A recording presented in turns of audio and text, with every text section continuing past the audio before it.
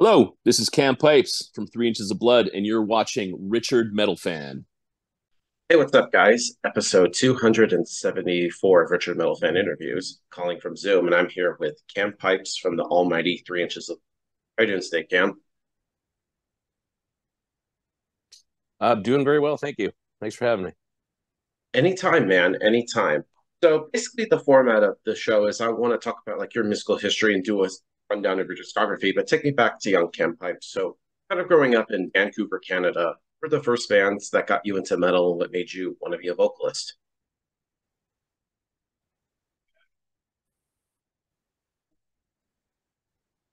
You can trace back to when I was just a wee lad, 8 years old, when I heard Iron Maiden the first time.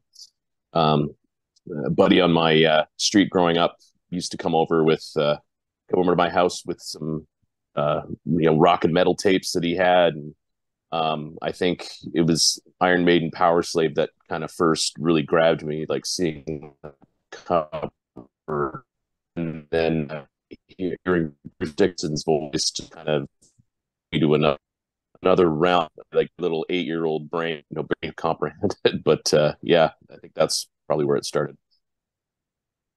Cool. And so I was like doing my research on Metal Archives, and I guess like your first one of your first bands was called Instill. Like, tell me about that because I'm digging deep. Like, nobody ever talks about this stuff. Yeah, and still that was we were more or less kind of hardcore band. Definitely, some metal influences there, but it was I used to actually play bass in that band. I wasn't singing really very much, not like lead vocals or anything. That kind of came later on with other bands I was in. Wow. Because I was listening to that little In EP before the end. some but in high school, I started kind of just getting out of school. Yeah. Yeah. And then I guess next up is Black Vein Prophecy. You did that one demo called Army of God Claims Responsibility. Yeah, that was more or less an unofficial title for the demo, but yeah, that was actually my first and really only foray as a death metal singer. Um, I had been playing bass in that band for a little bit as the band kind of first started out, and we were having trouble finding a vocalist and really couldn't find the right guy. So I just started kind of messing around, and with the way the our riffs were kind of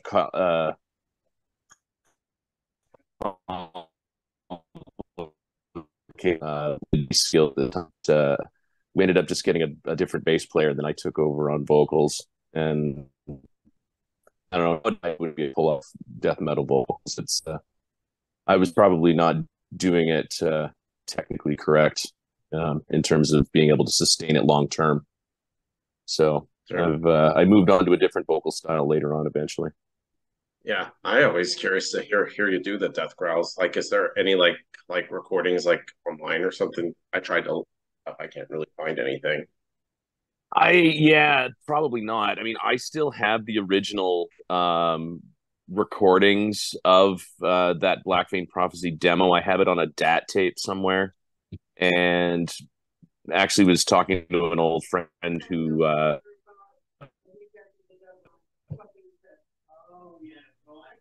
but yeah, that's something I'd like to have, and yeah, probably put up online somewhere because back then nothing was digital. It was all, we recorded to tape essentially, and or little digital tapes, like the DAT digital audio tapes. So, but it was a physical, actual physical piece rather than you're recording to a hard drive. So yeah, I'd be very surprised if something like that was actually up online. Yeah. But one And day. then next, yeah. And then another band I was curious about is Embrace the Kingdom. You did that self-titled cassette from '98. Okay, yeah, that was a short-lived band that I was in. Another kind of like punk.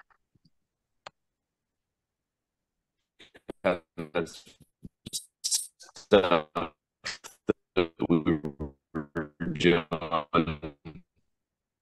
Uh, um, I was playing bass, little bit of vocals, but mainly bass. Yeah, punk band. I was playing bass band, back vocals. Kind of was doing it at the same time as Prophecy. Didn't last too long though. Just friends, a few here and there, but ended up doing up other stuff after that. And but Yeah, yeah. If this keeps up, I might have to reschedule. I'm sorry okay, about all this. It's just wasted. yeah, I'm not. I don't like wait. I just feel bad about it. I don't want to waste your time or anything. yeah, it's all good, man. All right. Yeah, I mean, if you want to keep plugging away, then yeah, that's cool. If not, we can always do this again some other time. All right. So we'll just try again. I think we're good now. So let's Okay. embrace the kingdom. Yeah, yeah, we just were able to get that. I just covered that. Yeah, I didn't think so. I kept cutting in and out. Okay. Well, Embrace the Kingdom was a short-lived band, just me and some buddies. I played bass. Um, I was doing it about the same time as Black Vein Prophecy. But I think I was kind of more focused on that.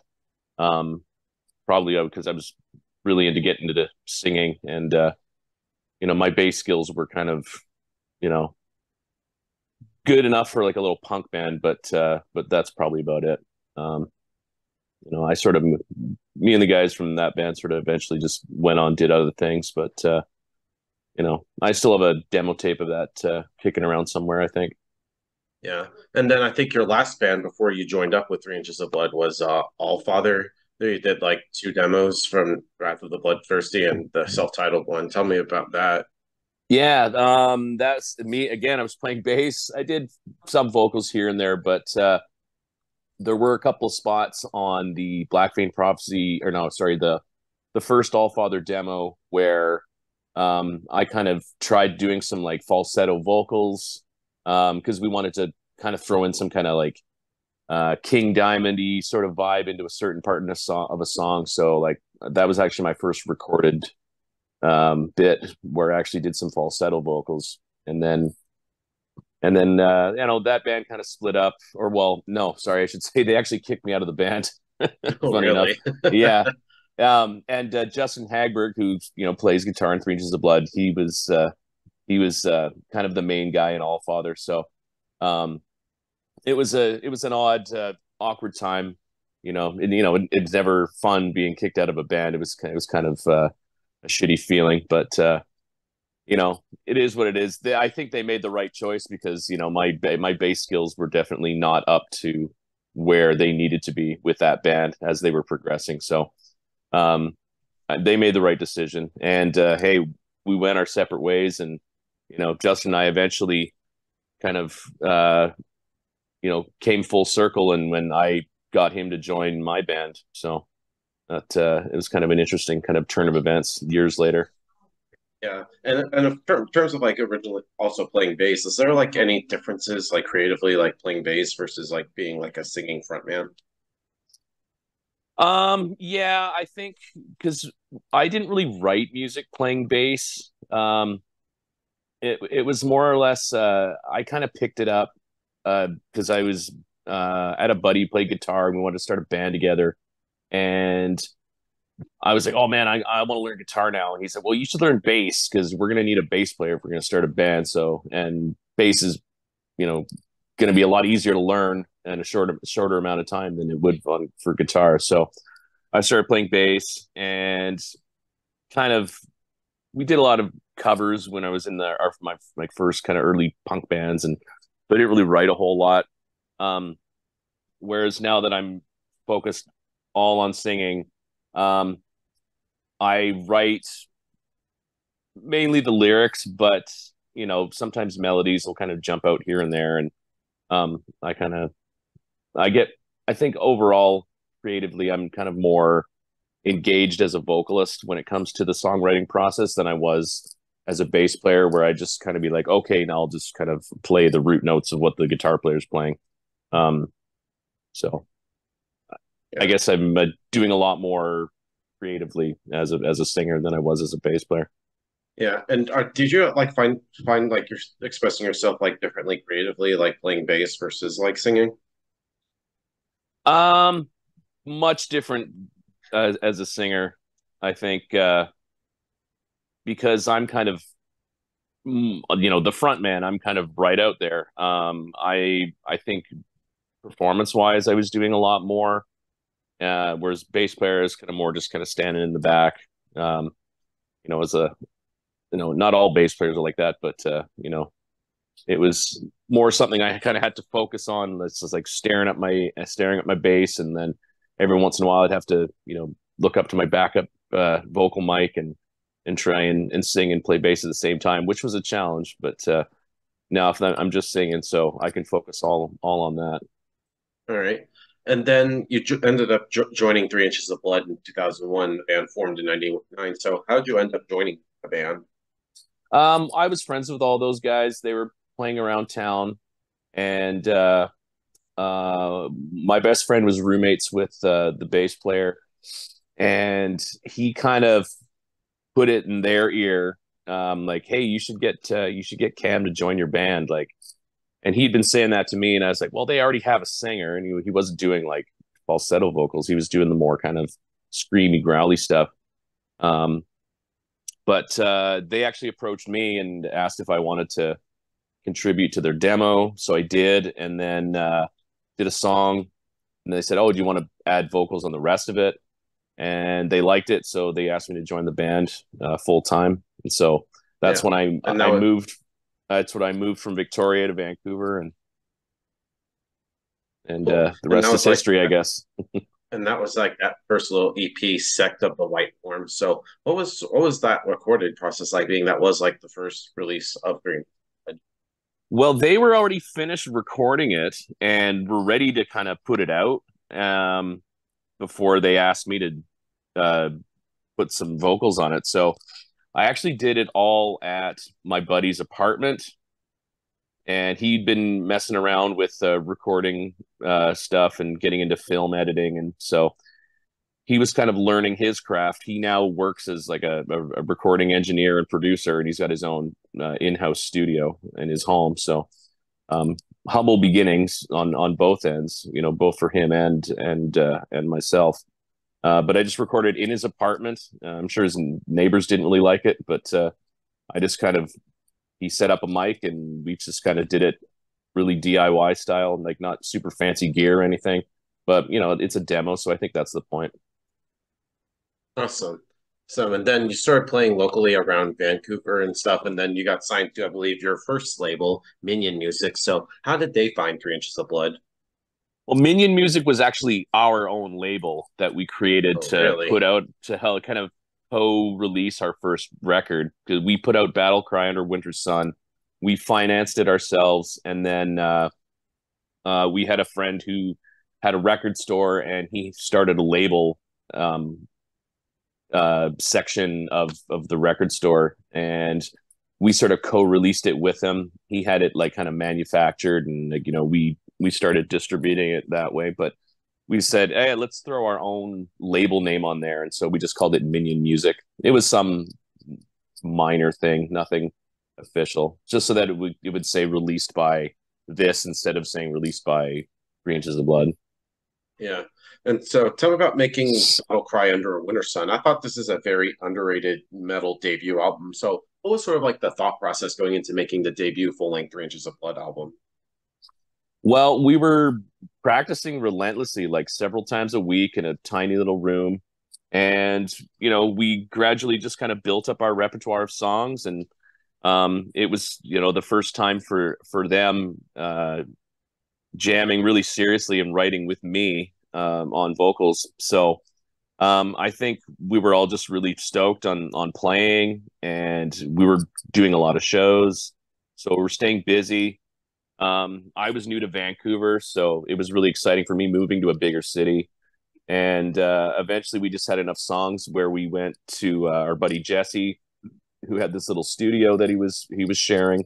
And over the course of several months, we would just go in and record with him for a few days at a time when he was able to like book the studio time. So it wasn't a consistent like month long thing. It was like, okay, we'd go on for a week and then we'd have like a few weeks off, and we'd come back, go back into the studio and record a bunch more. And in total, I think we did like 13 songs or something like that. And then we put it out ourselves because we'd had some buzz around town, and ended up getting a booking agent, and then we started booking our own tours and going touring across Canada, and that started to catch the attention of labels in the U.S., and so they started starting to call. Yeah, and you pretty much led me into my next question, because what was sort of like the touring cycle like for Battle Cry Under the Winter Sun? You started playing outside of like Vancouver for the first time. Like, what was like the whole album cycle like? First album. Yeah, I mean it was a, for us it was we booked our own tours across Canada a couple times. We made a couple little forays into the States. We would go down and play Seattle every now and then. Um, Playing in the Midwest, like we tour out to like Ontario, and then we dip down to like play shows in like Ohio and Kentucky. I remember Louisville, Kentucky was one of the like the first cities that we went back to multiple times, and so we could see like just through word of mouth. Um, Internet was social media definitely wasn't really around then, but we were starting to get a buzz online, and word was kind of traveling around, and so um, going back and forth to a few places multiple times, and that kind of started traction started to start to pick up, and then we ended up getting the attention of a guy in the UK who wanted to put out Battle Cry over there, and he hooked us up on a tour with the Darkness in 2003. So that was our first like Wow, overseas tour. oh, that's fucking awesome. Yeah, and it was first time across the Atlantic, and did about a month in just the UK, both shows with the Darkness and doing our own headlining shows on some of the off days. So it was yeah, a lot of shows, but Wow. great experience. Yeah, and then of course they eventually got the attention of Roadrunner Records at the time, which I thought was a really great label for you guys. So how did they find you all? Well, by this point, we'd had a manager for a little while, an American manager, and he was kind of just working his contacts, I guess. And Roadrunner kind of came poking around, and um, we were on a tour in the States with the Black Dahlia Murder. They were just promoting their first record in like 2003. Um, so they weren't, it was their first record on Metal Blade. So they were just kind of getting their name out there as well. Young guys just kind of, giving it a go. And I remember a couple of Roadrunner reps came out to see us in New York, and then later on saw us play a show in LA. And other labels were kind of poking around too, like Metal Blade, Relapse. Were kind of saying, "Hey, what's this band all about?" And it was Roadrunner who eventually we kind of who made an offer, and so we're like, "Hey, this is a big deal." So yeah, we ended up signing with Roadrunner. Yeah, and what was it about Roadrunner that stood out from like all the other labels to make you guys be like, that's the one?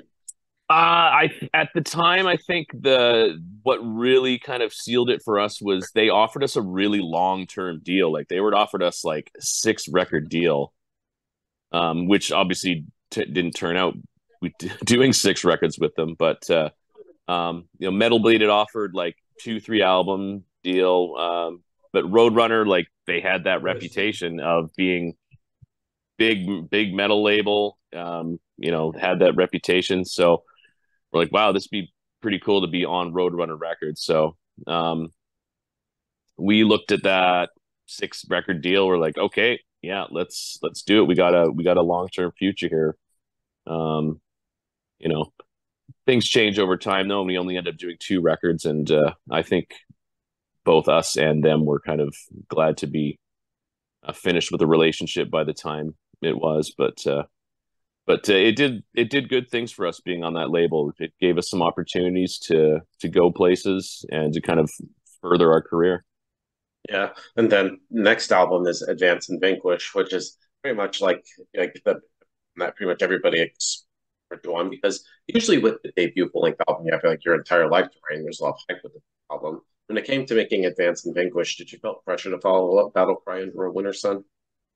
Not particularly, because in a lot of ways, Battle Cry was like still like a demo in a way. Like we produced and financed it ourselves, so we didn't really feel any pressure to top it in any sort of way, especially you know, because it was something we put out ourselves. So we weren't we weren't thinking that we needed to outdo the sales or anything like that, because it was just something we were just kind of pushing. It didn't really have major distribution or anything like that. So um, it was almost like this was our first real major album.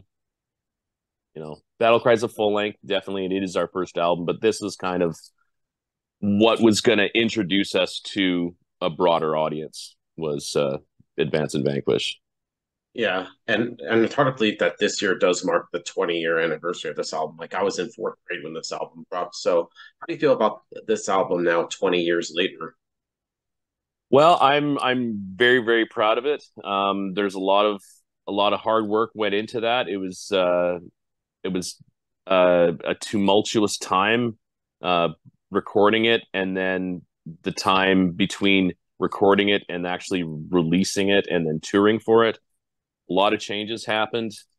Um, but I don't know.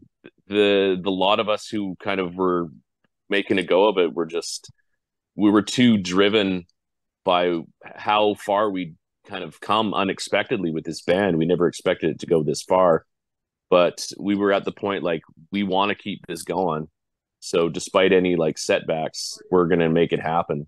So uh, we got out there and we just toured relentlessly for this record, and Yeah. a lot of people heard about us for the first time because of songs like "Deadly Sinners" getting on the Tony Hawk game, and Yeah. other, like there was some compilation that sampler that came out that people said, "Oh yeah, I heard you because of this sampler that I got at some record store." So we get the Tony Hawk video game reference a lot, like, "Oh, I heard played it on Tony Hawk Underground and heard this song," and so that's that's the song that's going to kind of be linked to us as Yeah. it's a pretty key song, Deadly Sinners, obviously. So Yeah. but I'm very very proud with that. So Yeah, I kind of love that's definitely my favorite Three Inches of Blood song, Deadly Sinners. I'm pretty sure it's a song that everybody heard that got you into all, especially with that little guitar beat, and then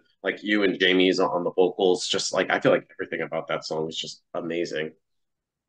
it's interesting how that song even happened. Like I had the title before we'd even written any of the music itself. But some guy in a music store was renting out some amp to us, and then he was started talking about some little Fender combo amp, and then he kind of paused and looked at us, the group of us, and was like, "What am I talking about? You guys probably look like you're in a band called Deadly Sinners or something." He was some older British guy, and immediately I was just like, "Oh, I'm making a note of that because that sounds like a great song title." Yeah, and then what was like the touring cycle like? Did you start touring like more in North America when it came to Advance and Vanquish?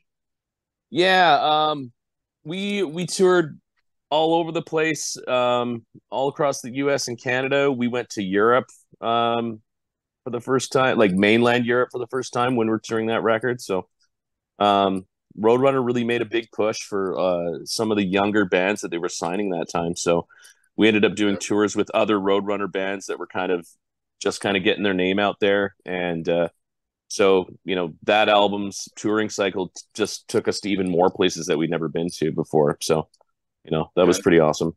Doing festivals Yeah. and stuff in Europe, and that was incredible. Did you ever play like in Atlanta back in the day? Because I'm actually like north of Atlanta. Because you ever played like the back in the day? Actually, yes. Even back during the Battle Cry days, we played some little cafe in Marietta, and Really? yeah, I Not think far from we where were I'm at. no, we played with. I think that's when we were on tour with Black Dahlia Murder and Himsa, and we jumped on another show that Integrity was playing. So these two shows kind of merged at this little. Um, I don't know if it was a cafe, but it was some like little all ages punk space. Yeah. That So just sounds random playing in a that cafe. yeah, well, I don't know if it was technically a cafe, but it's kind of the best way to describe it because there wasn't a bar or anything. But I think you could get like, non-alcoholic drinks in there and stuff. But it was just somewhere that like, all ages shows could happen. That's Yeah. I think our first time in sort of the general Atlanta area was way back then. But yeah, we've definitely been to Atlanta a whole bunch over that time. We played the Masquerade a few times. We played the Tabernacle, and there's got to be a few other places. I know we played wherever we played on Ozfest, and I think Mayhem Fest probably went around there as I was well.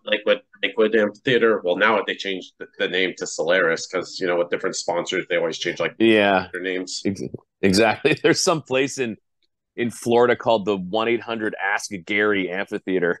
I didn't even know if I That didn't just even know if sounds that. random. Yeah, I don't even. And I was like, what is 1-800 Ask Gary? And some people had to like inform me like, oh, it's like a hotline you call if you're like can't afford a lawyer or something like that, and you can Yeah. get like cheap legal advice, I guess. And it's like, okay, well, they've obviously got enough money they can have the naming rights to an amphitheater. So yeah, I know those amphitheaters are all over the place, like arenas and stuff. They always change the corporate name. Yeah. And of Yeah, course, this album was, of course, the only album with, of course, the late great Brian Redman, who sadly lost 15 years ago this year. So, is there that's like right. any special memories that you have with Brian that you can remember? Brian was always a bit of a goofball. He dude was always down for a good time. He liked to mess around. He would jump in interviews that people were having, like other people were having at shows, and just kind of, especially if they were re-recorded on video, he would kind of jump in and kind of, mess things up or whatever, or try to. But everyone just used to kind of like laugh about it. But yeah, energetic guy, great stage presence, really funny dude. Um, he eventually left the band because he met his love of his life, I guess, and wanted to. I think he wanted to settle down from touring a little bit and kind of start working on a family, that kind of thing. Unfortunately, it was cut short in 2009. Um, but he'll be missed by a lot of people. So, and he Yeah. is missed. And then and then during this album cycle, you eventually got Justin and Shane in the band. So, how did they end up joining Bridges of Blood? Well, of course, Justin's an old friend of mine. Even when Bobby Froze was decided he was going to leave the band, he was like, "You guys should just get Justin Hagberg because everyone obviously knew Justin. Like he was a longtime friend of mine, and we played with All Father when I wasn't in the band anymore, and I since joined 3 Inches. We played with them, so everybody knew Justin. And then Shane was a buddy of Matt Wood, drummer, and I sort of knew Shane, but not too well. But Matt really knew him. Shane had played in a whole bunch of bands in Vancouver for years, so he was a good guitar player that we knew of already. So we called him up, and he was interested, and so him and Justin got together, and just to see if there was a kind of a vibe there, and they worked really hard on learning the songs, and we're very very interested in the opportunity of get out there playing music and touring around the world.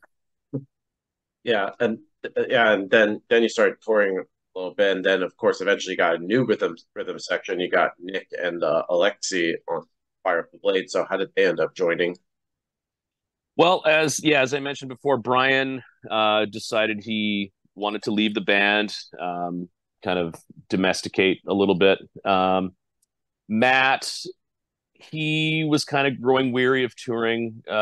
He wanted to be able to work on his other bands that he had going, and he was, had a girl back home that he, wanted to be with, and he was getting homesick, I guess. So he informed us in the middle of a tour, like, yeah, I'm going to be done after this tour. So, um, Nick was a guy from the Tacoma music scene, much like Brian was. And Alexi was a friend of Brian's. And Alexi joined the band before Nick did, because Brian was still in the band when we had to replace Matt on very short notice. So Brian said, "Hey, I played in the band with this guy back in Seattle years ago. He doesn't live in Seattle anymore, but I can call him up and see if he's not doing anything." And so he flew out, and we needed a guy really quickly. So it was like, okay, yeah, this is what we got. Unfortunately, in the long term, didn't really work out personality wise, and we had to give the guy the boot for some unprofessional shit that he did. Yeah, which of course, don't need another story for another time. Mm-hmm. Yeah, he basically wrecked the whole reason why we had gone on a particular trip to the UK, was to play a certain festival. Um, yeah, I won't go into the gory details, but because some of it I wasn't actually there for. But he messed himself up, and we weren't able to play the show, and so I think by that point we were just kind of fed up, and we're like, you know what, we got to do something. We got to do something else here. I mean, we were going Yeah, to have to replace him for upcoming shows anyway, even if we'd allowed him the time to heal. He had to have, I think he had surgery, but he broke his arm essentially, and he would have been out for uh, a long term anyway. So it's like, no, we're just going to make a full change here. So uh, we had a series of fill in guys for a little bit before we finally got our current guy, Ash Pearson. yeah, which we'll get to in a sec. But tell me Mm-hmm. about making Fire Up the Blades. This, in my Oh opinion, yeah. is my favorite 3 Inches of Blood album. So tell me about that, and what was it like working with the late great Joey Jordison? Joey, we met when we toured with Satyricon. He was playing drums with them, because drummer Frost couldn't get into the U.S., I think. So that was a issue that Satyricon had had for a while. So Joey had been filling in on that tour, and he approached us and said, "Hey, really been a fan of you guys for a while now. Really like this record. Obviously our bands were on the same label, and when it came time to start writing for Fire Up the Blades, we were thinking about, okay, who might we get to produce it? And Joey had thrown his hat in the ring and said, "Yeah, I really want to try my hand at producing bands." So we gave him a shot, had him come out and work on some demos with us. We did like four or five songs in a studio in Seattle with Jack and Dino, who we would later on work with on the next record. So Jack engineered some demos, and Joey came in and produced them. At this point, Brian was he'd already told us he was going to be leaving the band, but was, he said he'd work on the demos with us and then play the last few shows that we'd already had booked. We didn't say anything to Joey at the time, but he could kind of sense it, that something was up with Brian. And we later on, like, filled him in what was going on. But yeah, we had a good time with Joey. He's just like one of the guys. He's he wasn't this like inflated ego type of dude because he was in a like huge band. Like, yeah, obviously he's in a big band, but he was pretty down to earth, and you could hang with and chill with him pretty easily. He was always down for a good time. we'd record, and then we'd go to the bar afterwards, and just shoot the shit. So fun guy to be around. And yeah, the process of recording the album with him was long, but it was a fun time, and we got to do it in our hometown. So yeah. And I remember, like I said, like my introduction to you guys, I remember first hearing Goat Riders Horde on Headbangers Ball. And that was like my introduction. I was like, oh, that was the first time I was saying, like, holy shit, this band got two singers, two guitarists, a bassist, a drummer. Because I think that was like you guys are like the first band I saw heard of with two lead singers. Yeah, not something you see very often, even nowadays. It's not I something mean, that's very common. it is mostly, but it's like with like metalcore bands, they would have like a guy that would sing and a guy that would Hmm. scream. So what was sort of like in terms of like the lyric in terms of like singing, so how did it work between like you and Jamie? Like who would do like what and stuff? Um, it kind of depended on the riff, I think. Certain melodies were more suitable for the kind of stuff I was doing, and other parts were we just kind of tried it out. We would just go into the jam space, and then you would just kind of we'd have lyrics written, and we would just kind of try stuff out, and then as a group, we'd kind of work around different parts and say, okay, this needs something here, and oh, maybe you guys should both sing here, and that kind of thing, because I guess it's like how any band works out their arrangements. Is you just got to kind of try stuff out in the jam space, and then see what works and see what doesn't, and then kind of collaborate that way. Yeah. And then of course you started touring for Fire of the Blades, and then of course Jamie ended up leaving the band. So how hard was it for you guys? Because he was like the founding member of 3 Inches of Blood. Yeah, he got some had some issues with his voice, and decided he should probably just kind of sit out the summer. So we did Ozfest without him. Justin picked up the slack, and did his best on pretty short notice to kind of start learning some of Jamie's parts. I ended up having to do some of Jamie's parts here and there when it was something that was kind of complicated for guitar, for Yeah. Justin to play and sing. So, um, but Jamie didn't like quit the band right away. There was a bit of probably a year or so of just seeing if his voice was going to feel better or not. And eventually he's like, you know what, I don't want to kind of leave you guys in the lurch, so I'm just kind of step away because I don't know if my voice is going to get any better. So we're like, okay, it's unfortunate, but that's I guess how it's going to have to be. And Jamie unfortunately didn't really get to tour for that record. We did some touring after we recorded it, but hadn't really played many of the songs live yet. So Jamie essentially only recorded that record, and didn't really get to do the proper touring cycle for it. Yeah. And how hard was it for you guys? Because especially because for you, because you were kind of like he was like your secondhand man, sort of like with you two going back and forth. And was it Mm. kind of weird having like Justin sing Jamie's these parts? And did you wanted to try to find a new singer, but then eventually Justin was like, "Fuck it, I'll sing."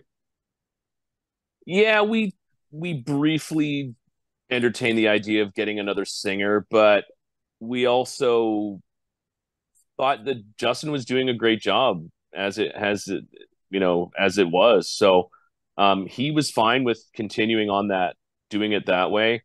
Um, there's one less body on stage, so there's a little more room to move around, if I can selfishly Yeah, say so. But less cooks in the um, kitchen.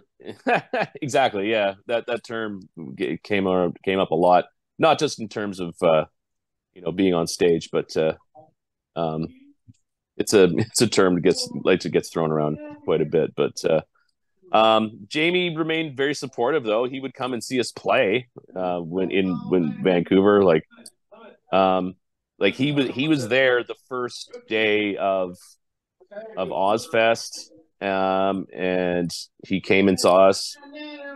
So that was a little weird. Him kind of standing like side stage watching us. This is like literally our first show without him, and first song with Justin singing. So but he's still supportive, and so that was nice to see. Yeah. And next up, Here Waits Thy Doom. I thought this was like a totally different album compared to Fire Up the Blades. Like, of course, got signed to Century Media, so and hardly this year does mark 15 years of this. So tell me about like making this album. Yeah, well, we had just started working with our new drummer Ash, and um, Nick had left the band kind of around. We had just started writing for it, and Nick left the band for personal reasons. So we basically wrote it and recorded it as a four piece. Justin and Shane did the bass on it. They kind of shared bass duties, and we recorded it in Seattle over probably a month or so. It was relatively short compared to the Fire Up the Blades writing process and recording process. And it was purposely a little more stripped down, production wise. And, we were just kind of trying different things, with the music. We weren't going to pigeonhole ourselves into a certain songwriting style, and just creatively wanted to keep it very open minded. And, that's what you got. I know it's probably a polarizing record for some fans who feel it's maybe a little too 70s rock sounding in some aspects, and then maybe the production's a little more stripped down. But I think there's a lot of great songs on that record. I'm really happy with it. We had a really good time recording it. Yeah, I love like Battles of Brotherhood. Definitely is one of my favorite songs. And then, of course, you mentioned this was first album with Pearson on drums. So did he bring in something new rhythmically to Three Inches of Blood that you all didn't have previously? Yeah, I think just in every sense, Ash is the best drummer that this band has ever had. I mean, not to disparage anyone else who's played this band, but just pure and simple, the guy's uh, his work ethic and his dedication to his instrument is just leaps and bounds above anything we'd ever seen before with anyone we've ever played with. And to boot, he was like a 21-year-old kid, and he'd basically been he was basically Gene Hoglan's protege. And so for all you drummer nerds out there who know who Gene Hoglan is, then that'll say something. But Yeah. he was pretty inexperienced when it came to like touring and stuff, which raised an eyebrow a little bit. But the guy was really good, and he was keen, and he was really into playing, and he had a kind of an energy that we really needed after a few years of some lineup changes and turmoil with the labels and whatnot. And here we were with we got a new label, we got a new drummer, who we get along with really well. And it was, I don't know, fresh start is probably an overused term, but it was kind of it was a new chapter, I guess. And this was the next chapter of it. Yeah, and then of course, like having Justin now is handling harsh vocals. So how different of it working with Justin on with handling with the vocals versus like work with Jamie?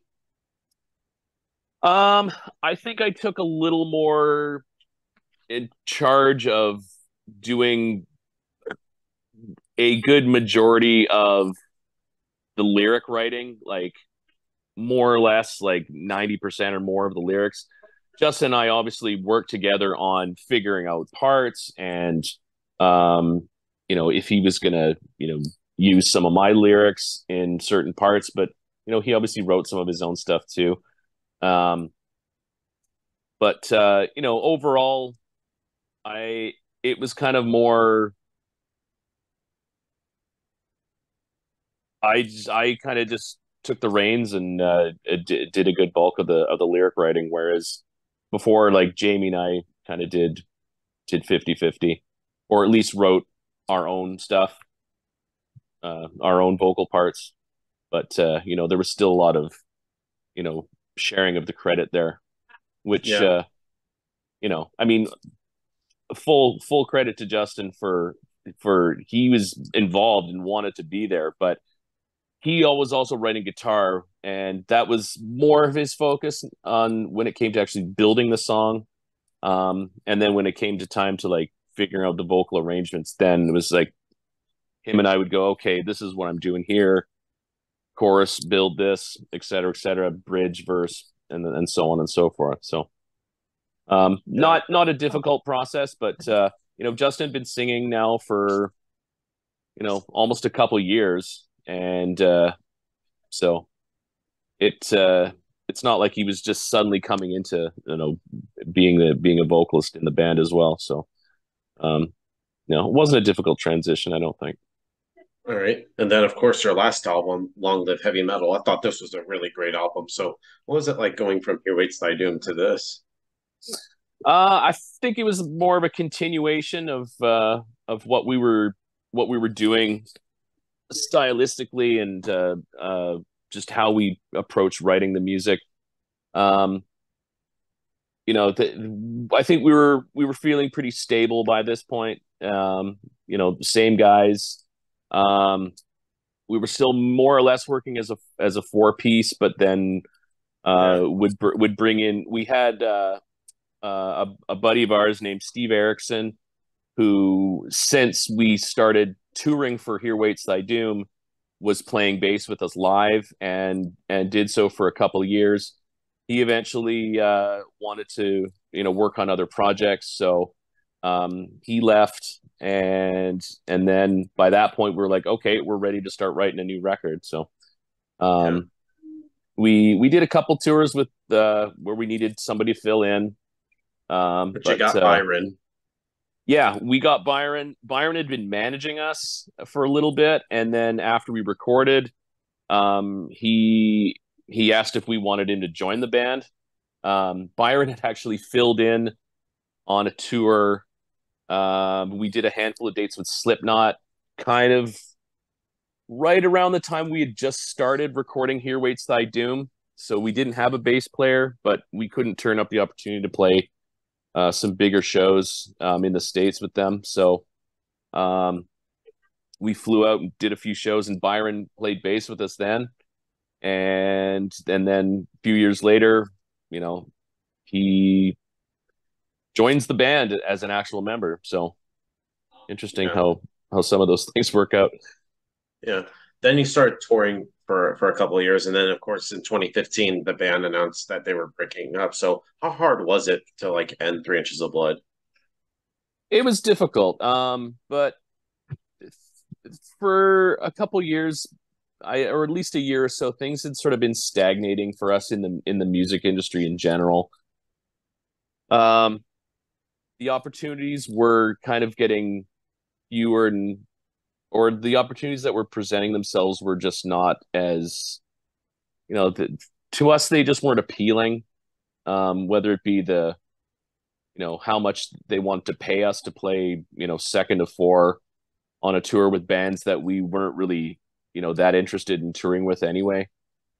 So we scaled it down a little bit. Some of us took day jobs and started working on other stuff to, like, you know, pay the bills, because if we weren't going to be touring as much with the band, then, you know, we better do something to supplement that.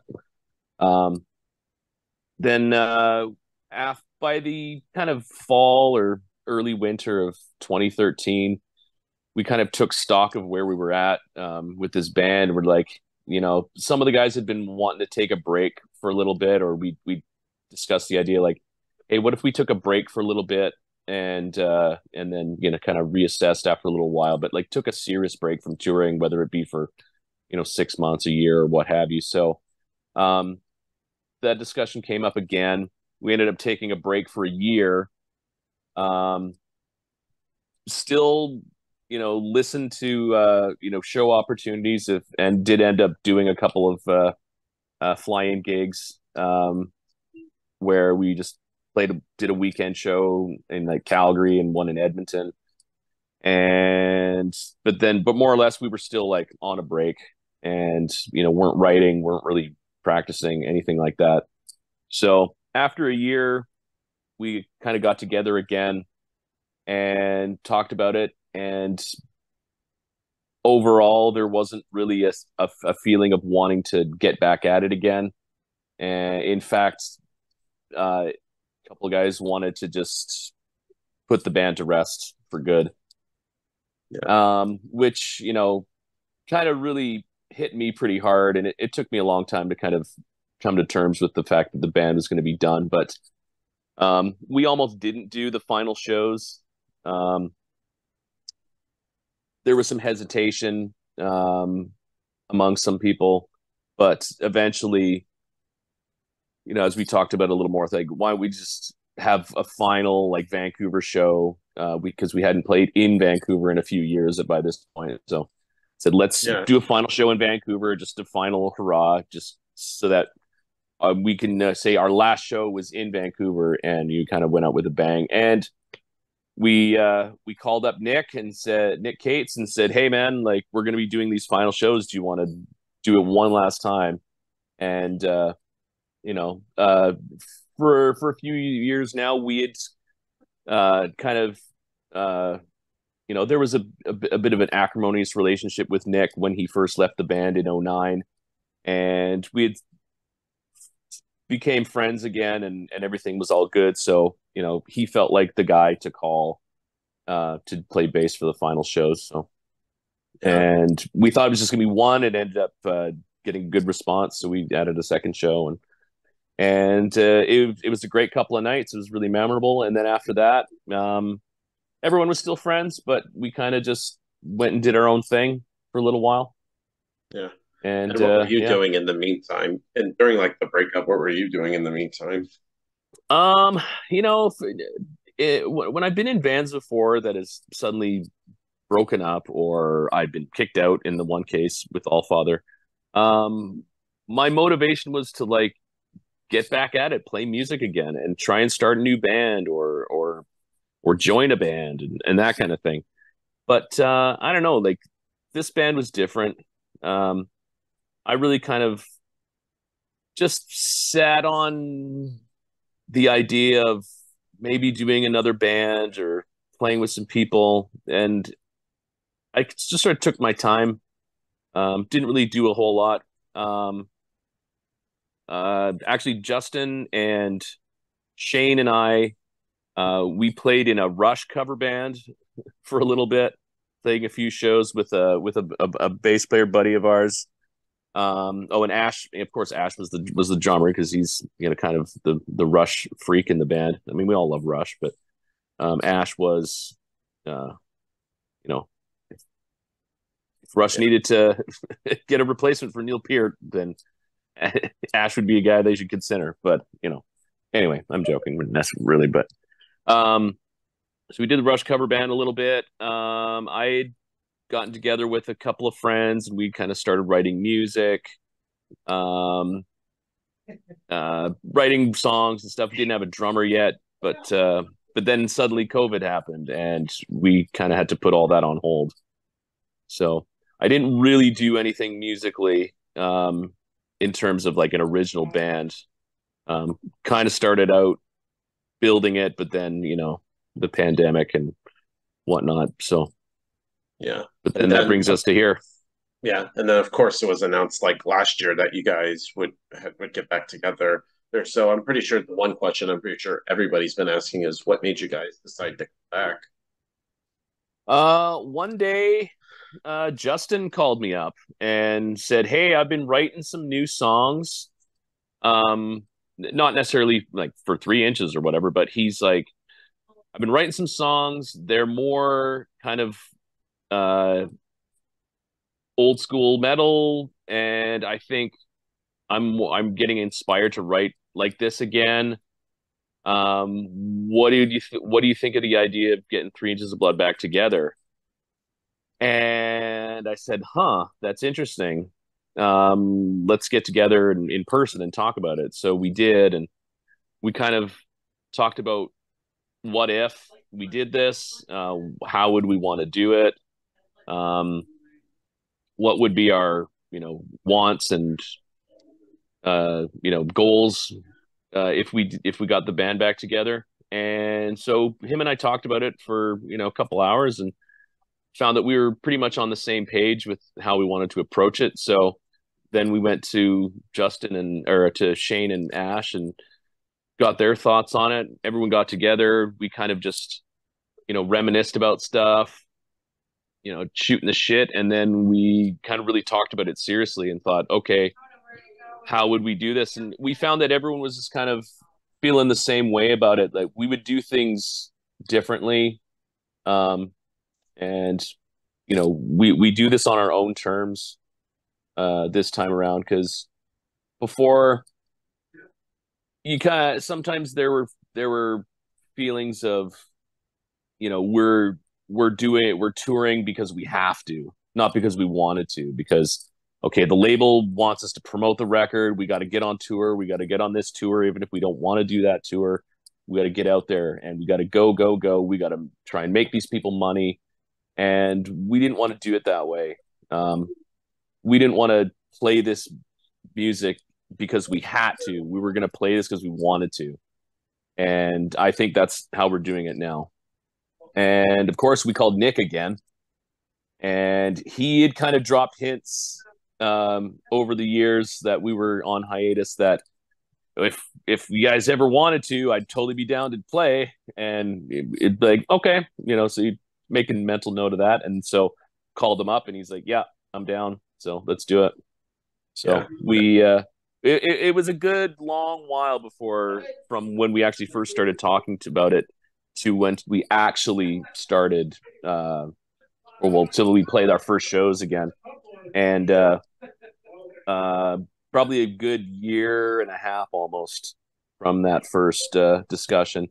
But we got in a rehearsal room together just to feel the vibes and practice for a couple days, and just to see if we could remember these songs. And I think everyone was really feeling it, and so we kept doing that for a little bit. Just kind of got together every now and then, and eventually the vibes were good to a point where they said, okay, let's start planning a reunion show. Yeah. And what was like the first shows back? Were you all like nervous at all? Yeah, of course. I mean, I always had a little bit of, pre-show jitters here and there, but that first night was definitely kind of it hits you really quickly. It's not like it used to be like a slow build, but I think I was feeling excited and energetic and really amped up to get out there and do it, because we practiced really hard. We'd worked on every aspect of these shows like really, really hard and wanted to make it go really, really well. Wanted to put on a good show musically and visually. And so I'm getting ready. And as soon as the intro music starts, then I just get that feeling in my gut, and I'm just like, oh, geez. So I start getting really nervous and pacing, and but my wife was there to calm me down, so that was nice, and that really helped. And then by the time you get out there, there's just so much going on that it doesn't take long before the nerves just kind of melt away, and then you just get right into it. And it was like riding a bike, to be honest, like actually getting up on stage, and it felt really, really good. And then each night, because we did 3 nights for those first reunion shows, the second and third night, the nerves were just kind of like not even really there, because we were just feeling so good about the whole experience. Like there's really nothing to be nervous about at that point. All right. And since you all have been back for a while, so and I know you've announced like more shows, like I know you're playing in Seattle and you're doing that Metal Injection Fest in New York. So in terms of that, is there more shows coming up? Maybe Yeah. a show in Atlanta. We don't have anything booked in Atlanta, but who knows? Like maybe something will happen next year. We're just kind of taking each opportunity and just seeing if it's something we can do. We also have to work around Ash's schedule because he's in revocation and they tour, pretty regularly. They're in the midst of recording a new record right now, so they're going to be touring like crazy next year. So we're going to have to work around their schedule as well, and see where our shows will fit in. So it's a it's a bit of a scheduling mix, but we definitely got stuff we want to do next year, and we'll have some more stuff to announce hopefully pretty soon. Yeah. And being as it has been 12 years since the last Strange to the Blood album, is there a possibility of maybe getting some new music? We've talked about that as a possibility. Haven't had the chance to really get in the jam room together and do anything but rehearse our set for these upcoming shows. But um, there's a desire there for sure to like see about writing some new songs. I know Justin's got a lot of ideas, and so do the other guys as well. I've got a lot of stuff I keep in a little notepad, lyric ideas, song title ideas. Like I've got hundreds of song title ideas that probably. So there's little tidbits of creative info that hopefully we'll build something at some point. But we'll just have to wait and see if when we're going to be able to like sit down and actually deciding like, okay, let's start writing a record. But it's a possibility. Awesome. So thank you, Cam, for this conversation. I'm glad to finally have 3 Inches of Blood on my show. It's just anything else with the band you'd like to promote, and is there any final words you want to say to the viewers that are watching this to close? Let's see. Well, we've got a show coming up in Seattle. Then July 19th, 20th, we're playing in Montreal and Toronto. Then, of course, Metal Injection Festival in September. Then we're playing Calgary and Edmonton in November. And from then, we'll see. We should have some more stuff to announce happening early next year, relatively soon, I think. So keep an eye out for that. Awesome. So everybody, Cam Pipes from 3 Inches of Blood.